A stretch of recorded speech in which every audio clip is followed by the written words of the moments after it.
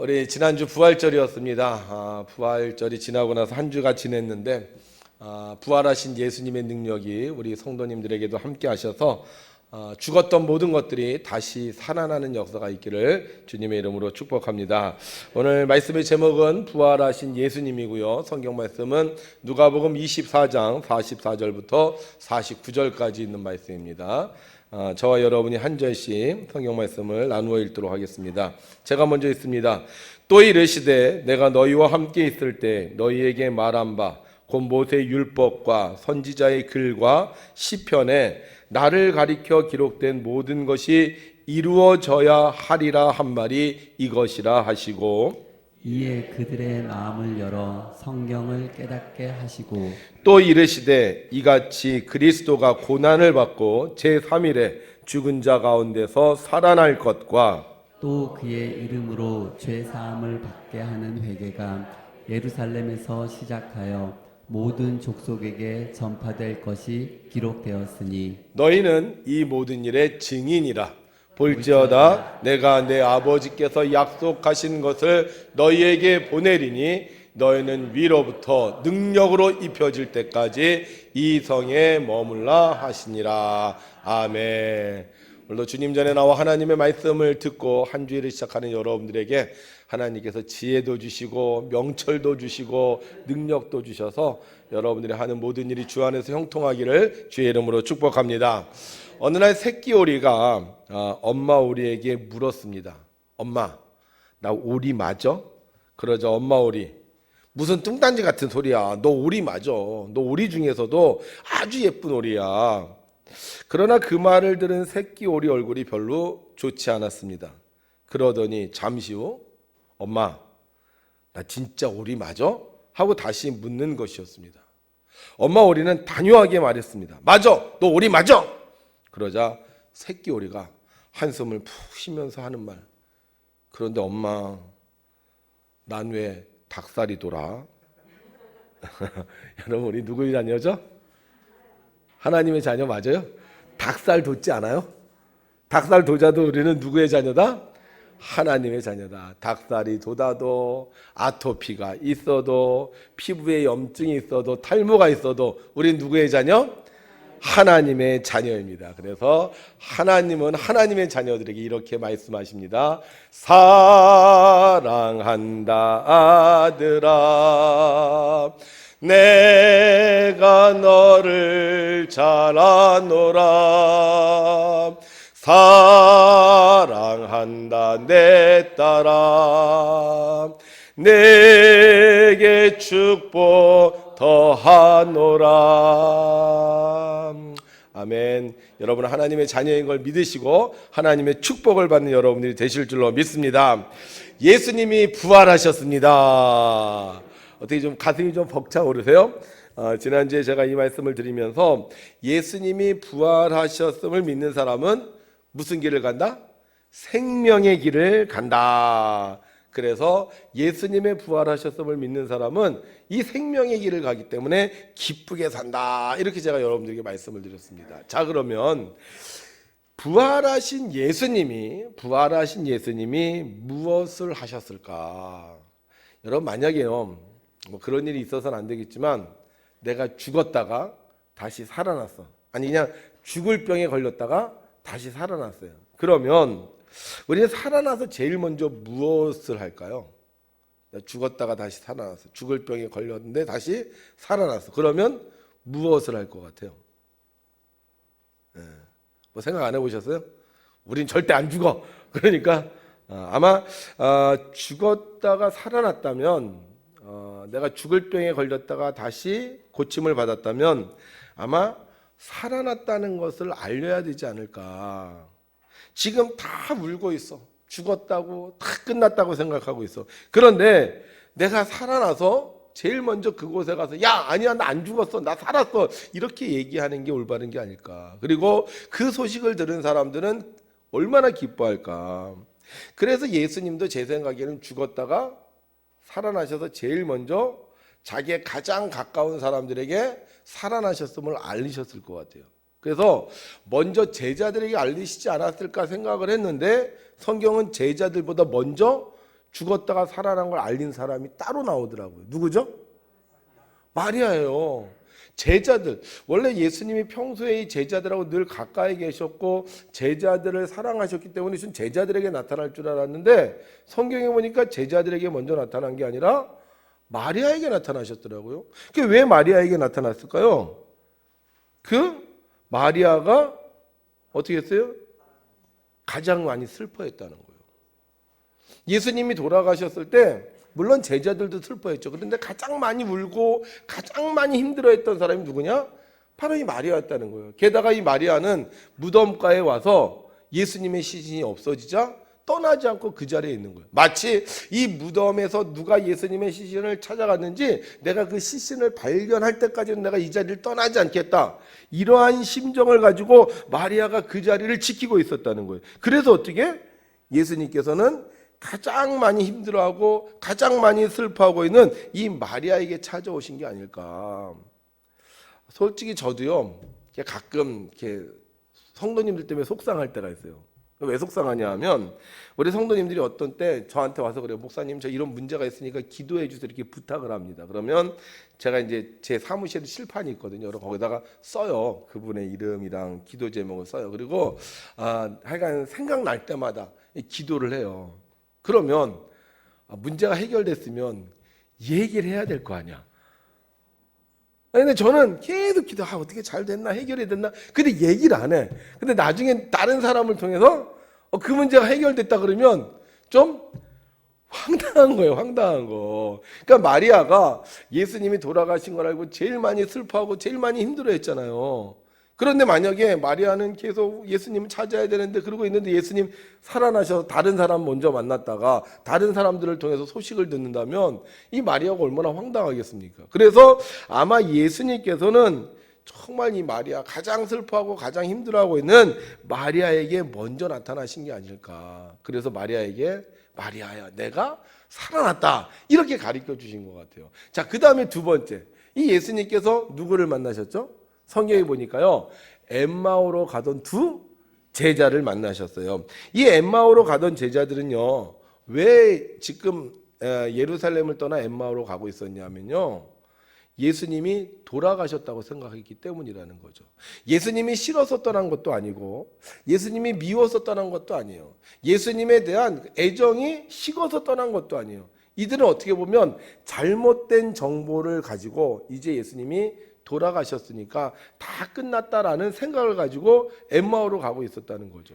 그러니까 점점 거리가 멀어져요. 마치 우리가 이제 막 비행기를 타고 어디를 가게 됐어요. 근데 비행기를 타고 어디를 가야 되는데 가다 보니까 시간이 자꾸 늦어지는 거예요. 그래서 보니까 비행기 내가 놓치겠네. 그리고 포기하고 가는데 알고 보니까 내가 비행기 시간을 잘못 알고 있었어. 그럼 어떻게 해야 되겠어요? 빨리 그 사람에게 찾아가서 당신이 알고 있었던 비행기 시간이 잘못됐다. 1시간 뒤에 출발한다. 이렇게 알려주면 이 사람이 비행기를 타고 가는 것처럼 이 예수님이 돌아가셨다는 잘못된 정보를 가지고 있었던 이 제자들. 그래서 포기하고 갔을 때 예수님께서 그들을 찾아가셨던 거죠. 뭐 하라고? 다시 돌아오라고. 그래서 예수님은 아주 급하게 살아나시자마자 예루살렘을 떠나서 엠마오로 가던 두 제자를 찾아가셨고 결국은 두 제자에게 다시 나타나셔서 그 두 제자를 돌아오게 하셨습니다. 그 다음에 예수님이 만난 사람이 있는데 누구냐? 세 번째, 시몬을 만나셨습니다. 시몬이 누구죠? 베드로예요. 자, 시몬은 어떤 사람입니까? 수제자예요. 그런데 이 시몬은 예수님이 붙잡히셨을 때 모른다고 배신했던 제자예요. 얼마나 마음이 아팠을까? 야, 예수님이 나에게 그렇게 말씀하셨는데 네가 다 걸기 전에 나를 부인할 거라 그렇게 가르쳐 주셨는데도 내가 예수님이 돌아가셨을 때 나 살겠다고 내가 예수님을 모른다고 부인해?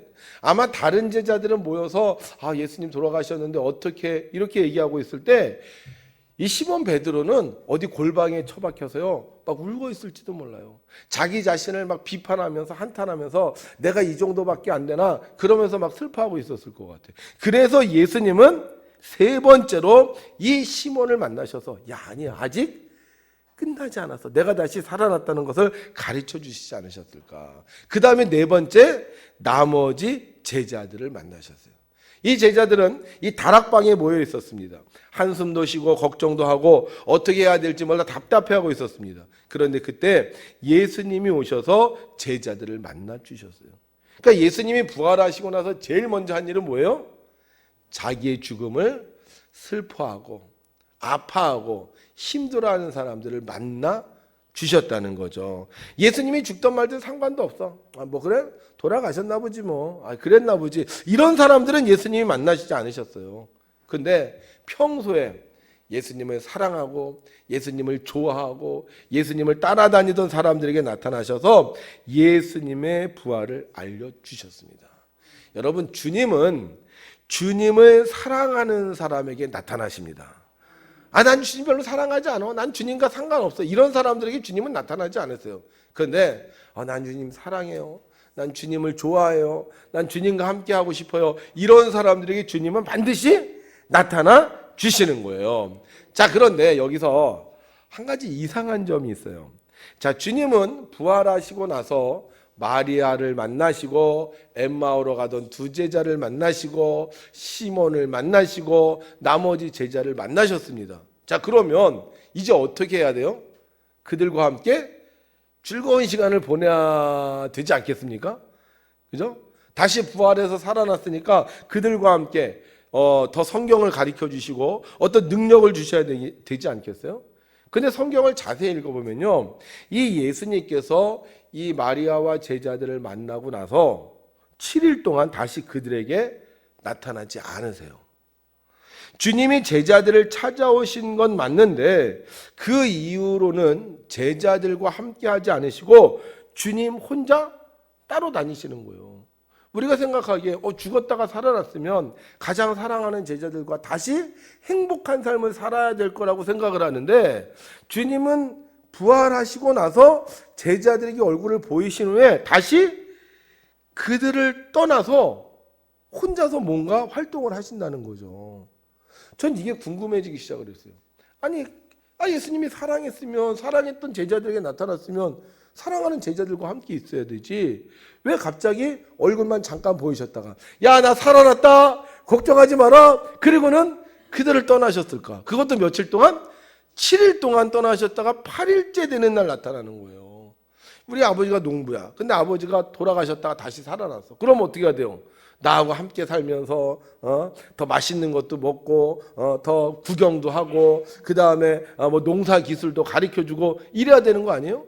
그런데 잠깐 얼굴 보이더니만 나가더니 안 들어오셔. 7일 만에 들어온 것이 똑같다는 거죠. 자, 그러면 왜 예수님께서는 부활하시고 나서 제자들에게 얼굴을 보이시고 난 후에 7일 동안 나타나지 않으셨을까?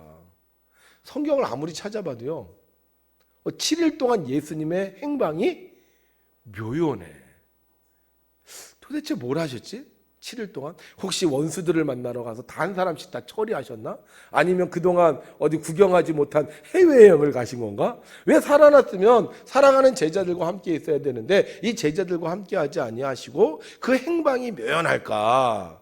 그래서 우리가요, 이렇게 추측을 해보는 거예요. 추측. 정말 예수님의 부활이 굉장히 중요한 사건인데 그 부활하시는 7일 동안 예수님이 했던 행동을 추측해 보는 거예요. 그런데 오늘 성경에 보니까 44절에 예수님께서 제자들에게 하신 말씀이 있어요. 뭐라고 말씀하셨냐면, 또 이르시되 내가 너희와 함께 있을 때 너희에게 말한 바 곧 모세의 율법과 선지자의 글과 시편에 나를 가리켜 기록된 모든 것이 이루어져야 하리라 한 맛이 이것이라 하시고. 이 얘기는 뭐냐면요, 예수님이 부활하셔서 제자들한테 하신 얘기가 뭐냐면, 내가 그동안 너희들에게 가르쳐준 모든 것의 결론이 뭐다? 부활이라는 거예요. 그동안 제자들을 3년 동안 훈련시키고 또 예수님께서 체험하게 하시고 가르쳐 주셨는데, 예수님께서 이 모든 것을 내가 다 가르쳐 줬는데 그게 지금 이 부활을 통해서 너희들이 깨닫게 됐다는 거예요. 그동안은 무슨 말인지 몰랐어. 들어도 알질 못했어. 그런데 이제 예수님을 보았으니, 부활을 보았으니 이제는 더 이상 예수님께서 가르쳐 줄 필요가 없다는 거예요. 왜 예수님이 함께 하셨어요? 모르니까 함께 하셔서 인도해 주시고 가르쳐 주시고 알려주시고 깨닫게 해주셨는데 이제 예수님께서 다시 부활하신 걸 보는 순간 그동안 예수님의 가르쳤던 것들이 이 제자들에게 깨달아지기 시작한다는 거죠. 아, 그렇구나. 제가요 고구마 농사를 안 져봤잖아요. 그래서 작년에 고구마 농사를 진다 그래서 제가 인터넷 찾아갔고요. 고구마 농사를 어떻게 짓는 건지 그 고구마 이거 뭐죠? 이게 줄기를 어떻게 심는 건지 하여간 제가 인터넷을 보면서 열심히 연구를 했어요. 그런데도 잘 모르겠더라고. 근데 한번 딱 접으니까 아, 고구마 농사 이렇게 짓는 거구나 하고 제가 알게 되는 거예요. 만약에 제가 2번 짓고 3번 짓면 더 잘 짓겠죠? 자, 그동안 예수님의 제자들은 예수님의 말씀을 배우긴 했지만 이해하지 못했다는 거예요. 그런데 예수님께서 부활하시고 나니까 어떻게 돼요? 아, 그 말씀이 바로 이 말씀이었구나라는 것을 깨닫게 됐다는 거죠. 자, 그러면 예수님께서 제자들을 더 이상 가르칠 필요가 있어요, 없어요? 가르칠 필요가 없는 거예요. 예수님께서는 이미 이 제자들에게 모든 것을 가르쳐 주셨기 때문에 제자들이 이제는 깨닫고 그것을 받아들이기만 하면 되는 거예요.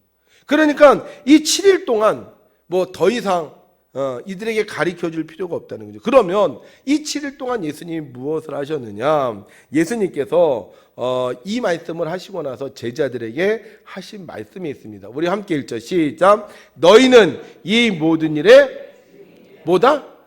증인이라는 거예요. 증인. 너희는 이 모든 일, 내가 너희들에게 그동안 가르쳤던 일이 이루어진 것을 본 증인이라는 거예요. 그러니까 증인은 경험을 해야 돼요. 경험을 하지 않으면 증인이라고 말할 수가 있다는 거죠? 없다는 거죠. 예수님의 말씀대로 예수님이 고난을 받고 제3일에 죽은 자 가운데서 살아난 것을 경험한 사람이 너희들이니 이제 너희 뭐해라? 더 이상 배울 게 없다는 거예요. 이제 내가 더 이상 너희들에게 함께하면서 가르칠 필요가 없다는 거예요. 너희 스스로 하라는 거예요. 자, 그러면 여기에서 우리의 궁금증이 풀려지는 게 하나 있어요. 예수님이 7일 동안 뭘 하셨을까? 여러분, 예수님이 예루살렘에서 또 나사렛에서 또 갈릴리에서 목회를 하셨잖아요. 자, 그런데 그 당시 예수님의 죽음을 슬퍼했던 사람이 고작 12명이었을까요? 예수님의 죽음을 안타까워했었던 사람들이 그 예루살렘에만 있던 사람들이었을까요? 전 그렇게 생각하지 않아요. 예수님의 죽음에 대한 소식을 듣고 슬퍼했던 사람들은 예루살렘에만 있었던 게 아니라 12제자만이었던 게 아니라 그 외에도 수많은 사람들이 있었다는 거죠. 자, 그런데 그들은 예수님의 부활을 경험했어요? 경험하지 못했습니까? 경험하지 못했다는 거예요. 제가 추측해 보건대 부활하신 예수님이 하신 일은 예수님의 죽음을 슬퍼하는 사람, 예수님이 죽었다고 모든 것을 포기한 사람, 예수님이 죽었다고 생각하고 어떻게 해야 할지 모르고 있는 사람을 만나셔서 예수님이 부활하신 것을 가르쳐 주시고 그들에게 증인이 되라고 하셨다고 볼 수 있다는 거예요. 12제자뿐만이 아니라 그 무수하게 예수님을 쫓아다녔던 사람들, 갈릴리에도 있었고 사마리아에도 있었고 여리고에도 있었고 나인성에도 있었던 그 사람들을 예수님께서 만나셔서 예수님이 살아나셨음을 깨닫게 해 주셨다는 겁니다. 여러분, 교회는 부활을 증언하는 곳입니다. 그런데 모든 교회가 부활을 증언하지 않아요. 이 부활을 증언하는 교회는요, 부활하신 주님을 만난 사람만이 증언할 수 있는 거예요. 예루살렘에서 마리아와 12제자가 예수님의 부활을 경험하고 그 부활을 증언했는데 이 예루살렘에서만 예수님을 만난 것이 아니라 여리고에서도 만나시고 나사렛에서도 만나시고 나인성에서도 만나셨다는 얘기예요. 그래서 예수님이 부활하시고 승천하신 후에 그 예루살렘에 있었던 사람들을 통해서 복음이 증거된 것이 아니라 부활하신 예수님을 만난 사람들을 통하여 예수님의 부활이 증언되었다는 겁니다. 교회는 뭐 하는 곳이라고요? 예수님의 부활을 증언하는 교회예요. 이번에 우리 연회 모임이 있었습니다. 그런데 이번 연회에서 NCCK라는 단체가 있어요. 이 NCCK가 뭐냐면 한국 기독교 교회 협의회입니다. 그러니까 우리나라에 있는 모든 기독교의 교단들이 모여 있는 공동체가 NCCK라는 단체예요. 그런데 이번에 우리 충북연회에서 이 NCCK를 탈퇴하자는 건의안이 올라왔어요. 건의안이. 아니 우리가 다 기독교인데, 그러니까 기독교 대한감리, 기독교 대한성결회, 기독교 대한오순절, 기독교 대한 뭐 이렇게 다 기독교인데 왜 탈퇴하자고 외치느냐? 얼마 전에 이 기독교 교회 협의회가 NCCK가 종교 간의 대화라는 명목으로 이슬람도 불교도 구원받을 수 있다 이렇게 얘기했다는 거예요. 이게 문제가 된 거예요. 그뿐만이 아니라 이 NCCK가 동성애 차별금지법 제정에 앞장서온 차별금지법 제정연대가 있어요. 이 제정연대 당신들의 인권을 위하는 일을 했다고 인권상을 줬다는 거예요. 여러분 이게 우리가 받아들일 수 있습니까? 다른 종교에 구원이 있어요? 우리 구원 없어요. 동성애 가능해요? 인정해요? 우리 인정하지 않아요. 그런데 이 NCCK에 있었던 사람들이 이거를 인정해 줬다는 거죠. 그래서 이번에 우리 연회에서 사람들이 난리가 났어요. 이거 우리 NCCK 탈퇴해야 됩니다. 근데 원래요, 이 NCCK 기독교 교회 연합회라는 이 기독교라는 말은요, 그리스도교라는 말입니다. 그러니까 그리스도라는 건 뭐예요? 구원자라는 거잖아요. 그러면 기독교 교회 협의회라는 건 오직 예수님만이 구원자라는 것을 증거하는 단체의 모임인데 다른 종교도 있다, 동성애도 인정해 줘야 된다. 그러니 이게 문제라는 거예요. 그래서 이번에 아주 논의가 심했어요. 어떻게 하면 좋냐? 탈퇴해야 되느냐, 탈퇴하지 말아야 되느냐. 그래서 결론을 낸 게 뭐냐면 이 NCCK 한국기독교교회연합회에 속해 있는 모든 교회가 다 동성애를 찬성하고 다른 종교의 구원이 있다고 하는 게 아니다. 그 중에 몇몇 사람들만 그렇게 생각한다는 거다. 즉 주님의 부활을 경험하지 못한 사람들은 그렇게 생각한다는 거예요. 그래서 이번에 어떻게 결론을 내렸냐 하면 앞으로 이 NCCK에 우리가 대표를 보낼 때 복음주의자들을 보내자 이렇게 결론을 했어요. 복음주의자가 뭐예요? 예수님의 부활을 믿는 사람. 여러분 예수님이 부활하셨잖아요. 그런데 유대인들은 믿어요, 안 믿어요? 안 믿어요. 왜 그러냐? 그 당시에 이 무덤을 지키던 병정들이 있었어요. 근데 갑자기 천사들이 나타나서 문이 열리니까 이 병사들이 너무 무서워서 제사장들에게 막 달려가서 지금 큰일이 나타났습니다. 천사들이 나타나고 무덤을 열고 예수님이 부활한 것 같습니다. 그랬더니 제사장이 돈을 주면서 누가 훔쳐갔다고 해라.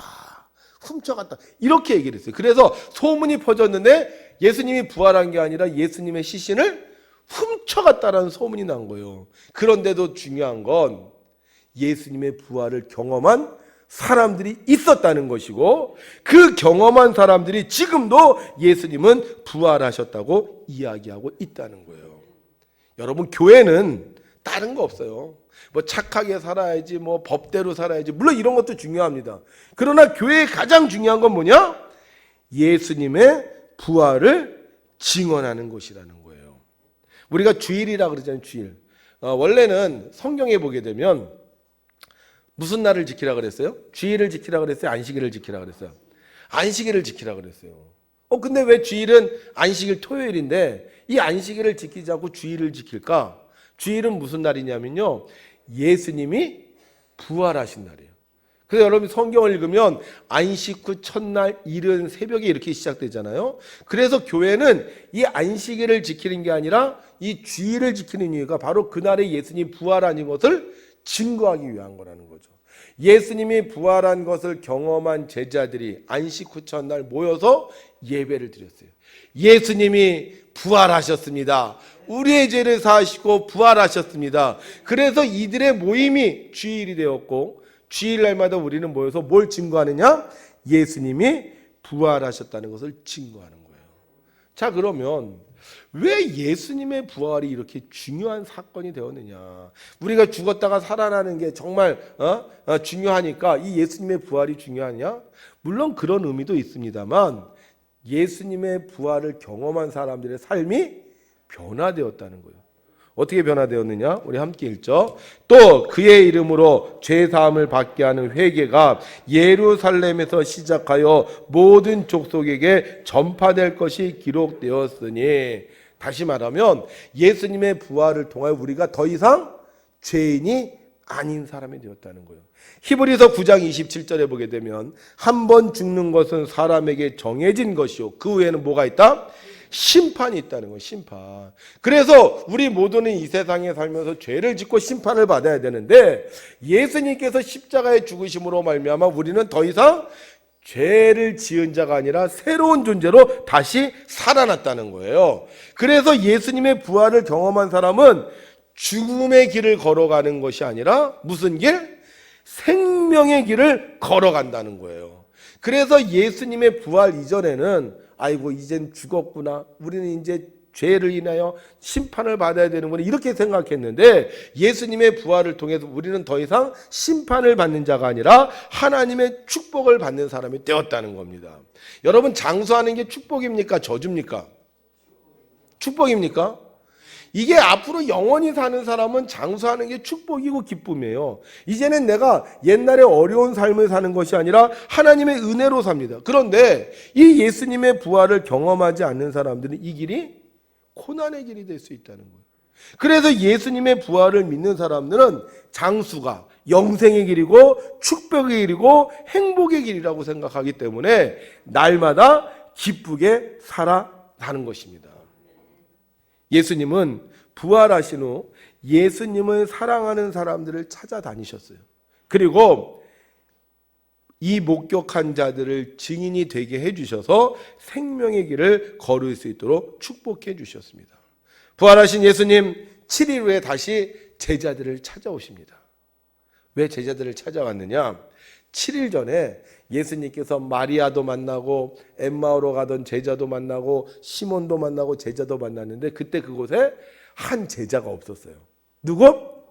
도마가 없었어요. 그러니까 이 도마가 다른 사람들이 예수님 부활하셨다 그러니까 뭐라 그래요? 아유, 거짓말하지 마. 무슨 예수님 부활하셨어? 그거는 다 거짓말이에요. 이렇게 생각했다는 거죠. 그런데 그 도마가 그곳에 있을 때 예수님이 다시 찾아오셔서 이 도마에게 너 믿음 없는 자가 되지 말고 믿음 있는 자라고 되라고 말씀을 하셨고, 도마가 이 부활하신 예수님을 만나는 순간 그의 삶이 변화된 거예요. 주는 하나님이십니다. 그러면서 옛날에는 예수님 죽었는데 어떻게 사나, 이제 우리는 뭐하고 사나, 이러던 사람이 아니야, 예수님 살아나셔서 기쁘게 사는 인생으로 바뀌었다는 거예요. 여러분, 주님의 부활을 왜 교회가 증언합니까? 이 주님의 부활을 통해 우리의 삶이 달라지기 때문이에요. 죽을 자에서 살 자가 되었고, 망할 자에서 흥할 자가 되었고, 쓸쓸한 자에서 하나님이 함께하는 자가 되었기 때문이라는 거죠. 그래서 교회는 날마다 부활의 증인이 되어야 하는 것입니다. 어떤 사람이 열심히 세상을 살았어요. 그러다가 건물 4층에서 떨어졌습니다. 눈을 떠보니까 병원 침대였어요. 4층에서 떨어졌으니 살았다는 게 기적이죠. 그런데 이 4층에서 떨어졌으니 온몸이 다 망가졌어요. 온몸을 이렇게 붕대로 꽁꽁 감아놓은 거예요. 그렇게 해서 병원에서 4개월을 지냈습니다. 4개월. 근데 이분이 병원에서 이렇게 그 4층에서 떨어져서 4개월을 지나면서 있는데, 자기를 치료해 주던 주치의사가 있었어요. 근데 어느 날 이 주치의사가 오지 않는 거예요. 일주일이 지나고 2주일이 지났는데도 오질 않는 거예요. 다른 사람으로 오는 거예요. 그래서 사람들에게 물어봤어요. 지난번에 나 치료해 주시던 선생님은 왜 안 오시냐고. 그런데 사람들이 얘기를 안 하는 거예요. 그러다 어느 날 사람들이 두런두런 하는 얘기를 들었는데, 자기를 치료해 주던 선생님이 어느 날 이렇게 카페에 갔대요. 카페. 근데 카페에 갔는데 그 카페에서 불이 나서 사람이 죽었는데, 이 선생님이 거기 들렸다가 죽었다는 거예요. 이분이 병원에서 무슨 생각이 들었느냐? 나는 죽다 살았는데 그 의사 선생님은 살다 죽었구나. 그러면서 이분이 산다는 것이 무엇인지, 어떻게 살아야 되는지 실존적인 고민을 하게 됐다는 거예요. 도대체 삶이란 뭘까? 어떻게 살아야 되는가? 4개월이 지나 그는 이제 퇴원을 해서 일상적인 삶으로 돌아왔습니다. 그는 결심했어요. 내가 이제부터 새로운 삶을 살아야 되겠다. 다른 사람들에게 떠밀리는 삶이 아니라 진짜 내가 원하는 의미 있는 삶을 살아야 되겠다. 이렇게 결단을 했다는 거예요. 그런데 참 희한한 게 있더래요. 그렇게 자기처럼 결심한 사람들이 많았는데 나중에 보니까 그 사람들의 삶이 별로 달라지지 않았다는 거예요. 여러분, 우리도 그런 사람 보잖아요. 죽었다가 살아나면 내가 정말 이제는 잘 살아야지. 내가 정말 이제는 뭐 좋은 일을 많이 하고 살아야지. 근데 한 1, 2년 지나면 똑같아. 그러니까 이 사람이 태어나고 나서 나도 의미 있는 삶을 살아야 되겠다고 사람들이 이렇게 둘러보니까 자기 주변에 그렇게 결정했다가 그냥 다시 옛날로 돌아간 사람들이 너무나도 많더라는 거예요. 그래서 이 사람이 고민을 했어요.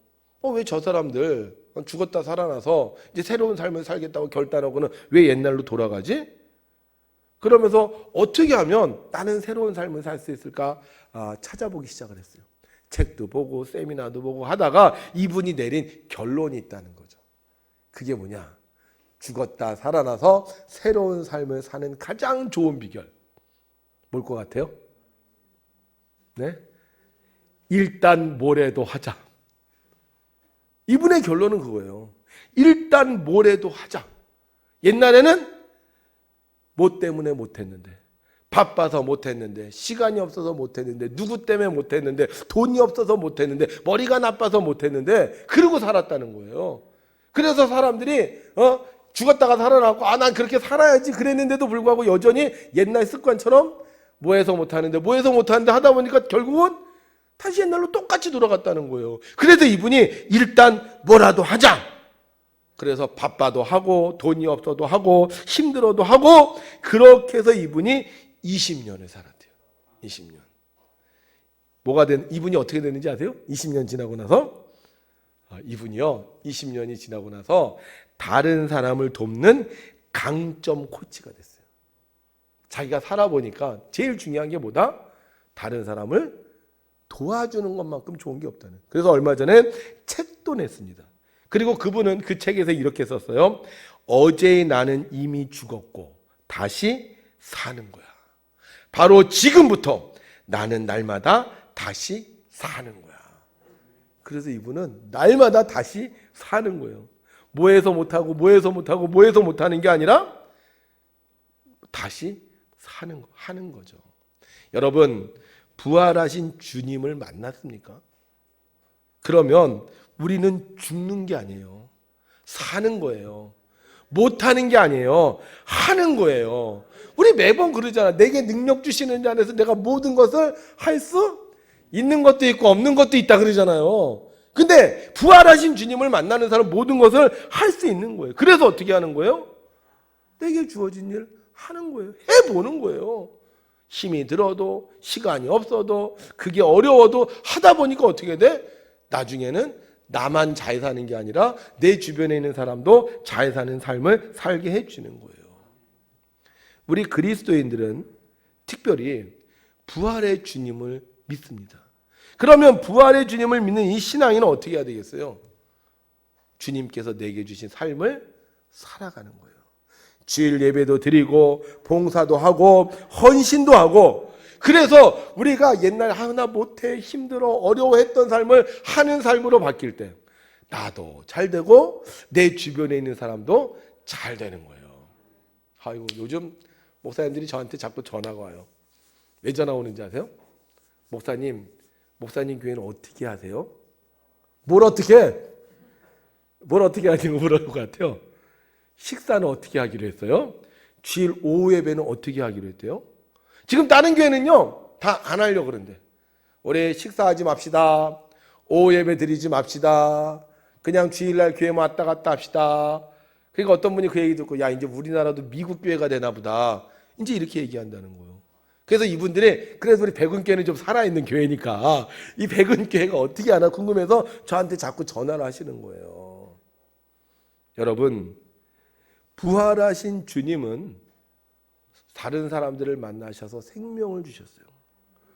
나 이제 못할 것 같아. 아니야, 할 수 있어. 이제 끝났어. 아니야, 끝이 아니야. 이제는 나 돌아갈래. 아니야, 돌아가선 안 돼. 계속 생명을 주셨고 그 생명을 주신 자들을 통하여 가족이 살고 이웃이 살고 나라가 살았어요. 그래서 이 복음이 증거되는 곳곳마다 하나님의 축복의 역사가 일어났던 거예요. 여러분, 우리가 부활하신 주님을 만났으면 우리 살아야 됩니다.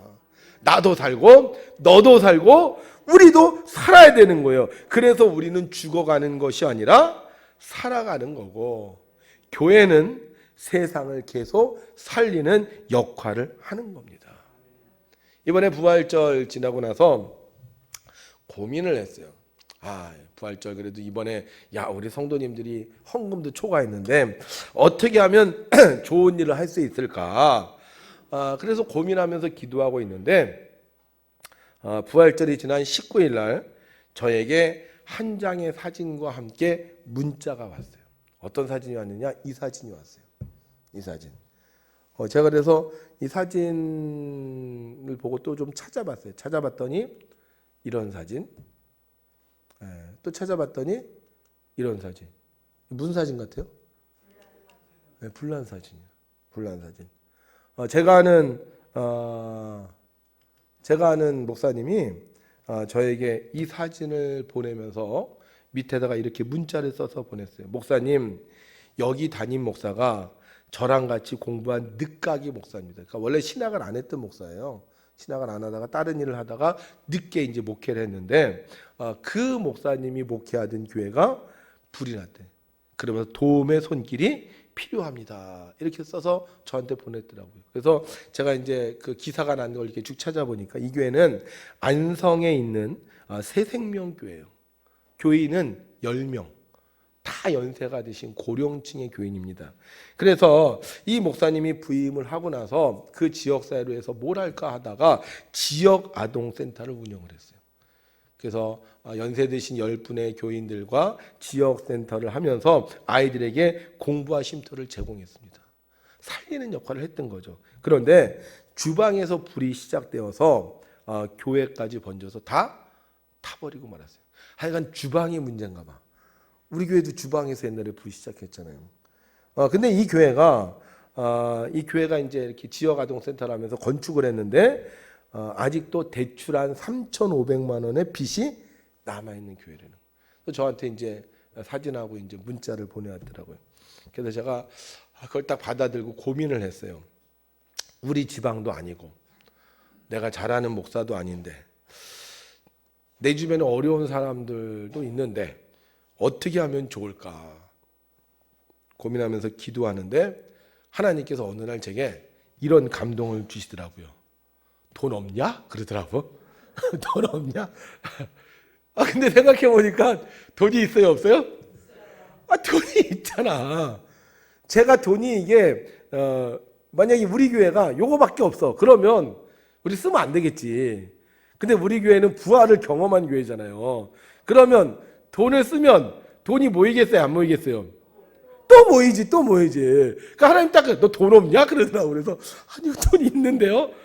그러면서 제가 그래 이 교회를 도와야 되겠다 이런 생각이 들었습니다. 우리가 지난번 추수감사절에도 이제 지역사회를 위해서 우리가 도왔잖아요. 그래서 이번에도 어떻게 할까 고민을 하고 있던 중에 이제 이 목사님에 대한 얘기를 들어요. 그래서 우리가 딱 그걸 보면서 도와야 되겠다 이런 생각이 들더라고요. 여러분, 예수님은요 부활하시자마자 누구를 찾아가셨어요? 슬퍼하는 사람, 힘들어하는 사람, 포기한 사람, 어려워하는 사람을 찾아가셨어요.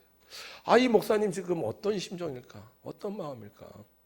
저는 그 부활하신 예수님이 지금 교회를 찾아간다면 아마 이 교회를 제일 먼저 찾아가지 않을까 이런 생각이 들어요. 그래서 제가 광고한 것처럼 우리가 여러분들이 부활절 헌금 하셨으니까 이제 부활절 헌금도 있고 또 우리 교회가 선교헌금으로 모은 것도 있어요. 그래서 이제 그 중에 얼마를 드리면 그냥 전달해 주면 좋겠다 이제 이런 생각을 하는데 중요한 건 우리가 돈만 전달해 주는 게 중요하지 않거든요. 그래서 우리가 좀 마음을 모아서 기도하면서 전달해 주면 어떨까 이제 이렇게 생각을 합니다. 지금 코로나 다 끝났어요. 그죠? 내일부터는 밥도 먹어도 돼. 별 좋아하지 않아요? 근데 왜 안 돼요? 부활을 경험하지 못하면. 이게 끝이라고 생각하면 우리는 멈춰야 됩니다. 다 정리해야 돼요. 이번에 코로나 보니까 정리하는 데가 너무 많더라고. 우리는 뭐 더 이상 발전할 가능성이 없어요.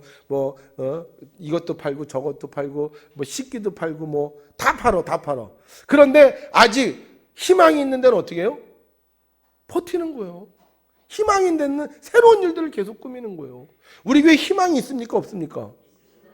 왜 우리 희망이 있어요? 부활하신 주님이 있잖아요. 죽었다 사신 주님이 있잖아요. 그래서 우리는 이 부활절만 계란 잘 먹고 나만 부활하는 게 아니라 내 주변에 있는 사람도 부활의 기쁨을 누리게 하는 것입니다. 부활하신 주님이 어려운 사람을 찾아갔던 것처럼 우리도 어려운 교회를 찾아가고 어려운 사람을 찾아갈 때 하나님은 우리 교회를 통하여 우리 교회도 살고 우리 지역도 살고 우리 회사도 살고 우리 일터도 사는 부활의 역사를 이루어 주실 줄로 믿습니다. 한국교회 아니 온 세계가 지금 코로나로 인하여 모든 것이 주춤거리고 있는 이 시대 부활하신 주님이 우리 성도님들과 함께 하셔서 여러분들 통하여 모든 것이 다시 부활하는 역사가 있기를 주님의 이름으로 축원합니다.